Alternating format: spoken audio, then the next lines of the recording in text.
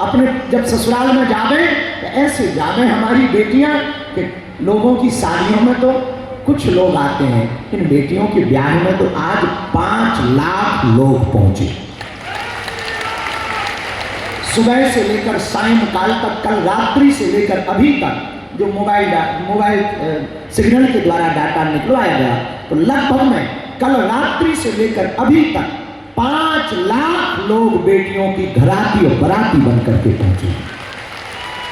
जहां सामने में भंडारा, भंडारे में भी चमचम, जलेबी, हमने अपने समधी समधन के लिए रसगुल्ला बनवाए,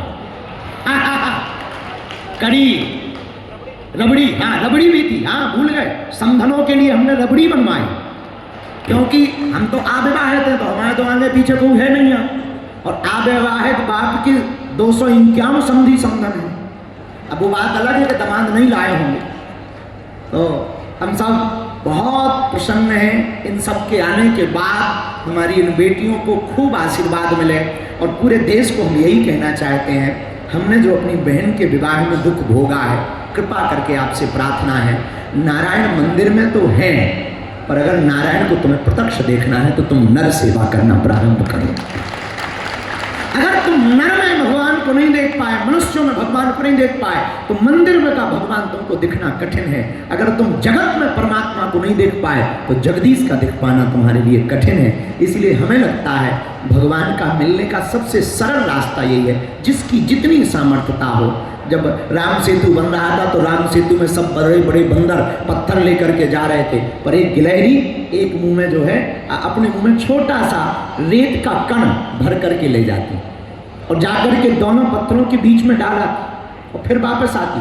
हनुमान जी नाराज हो गए, अरे गिलहरी तू बार बार यहाँ वहाँ भागती है, कहीं किसी का पैर रख जाएगा, चिपल जाएगी, मर जाएगी, भाग इधर से। गिलहरी दोनों हाथ ऐसे खड़े करके चीची चीची करती हुई खड़ी हो गई। बोले महाराज तुम सेवा कर रहे तो क्या हम नहीं कर सकते? आप भी राम जी की सेवा में लगे तो हम भी तो लगे, हमें भी तो सेवा करने दो। हनुमान जी बोले तू क्या खाक सेवा कर रही, शरीर ही नहीं है, कौन सा पत्थर उठाएगी? अरे बोले हम महाराज पत्थर नहीं उठा पाते हैं, पर रेत तो उठा लेते हैं। हनुमान जी बोले तो रेत का क्या करेंगे, कहीं रेत से पुल बनता है? तो दोनों हाथ उठा के गिलहरी पता है क्या बोली?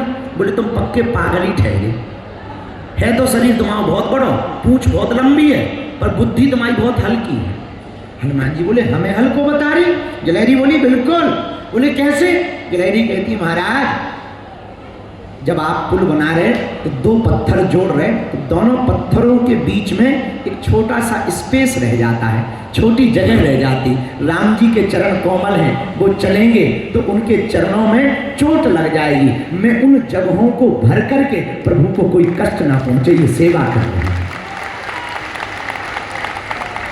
हम भी यही चाहते हैं कि आप सब नर सेवा में नारायण को देखें।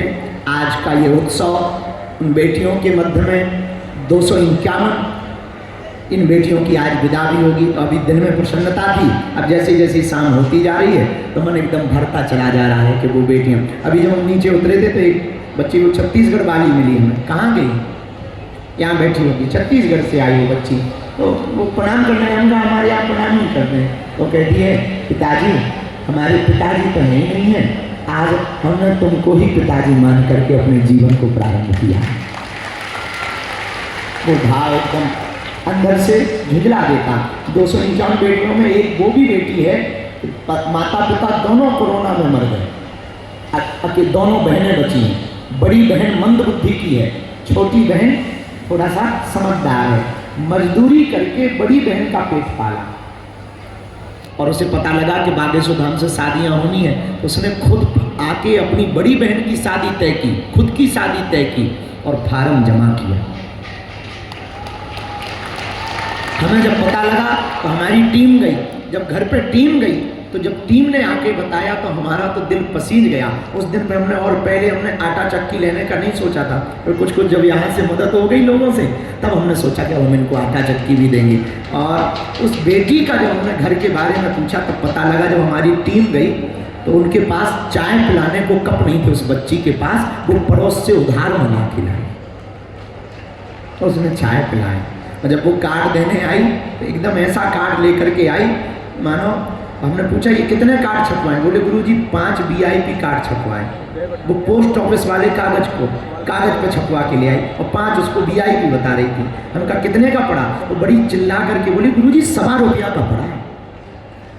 तो हमारी आंखों से उसके फटे हुए कपड़े देखकर, वो दुपट्टा फटा देखकर, उसकी वो दीनता को देखकर हमारी आंखें पसीज गईं। हमने तो उस दिन के बाद दिन रात और कोशिश की कि हमारी बेटियों के विवाह में कोई कमी ना रह जाए।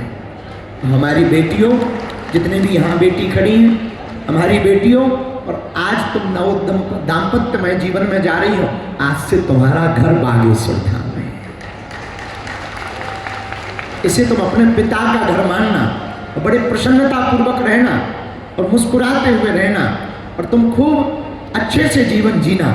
हमारे तन में जब तक प्राण है, हम तब तक तुम्हारे साथ हैं।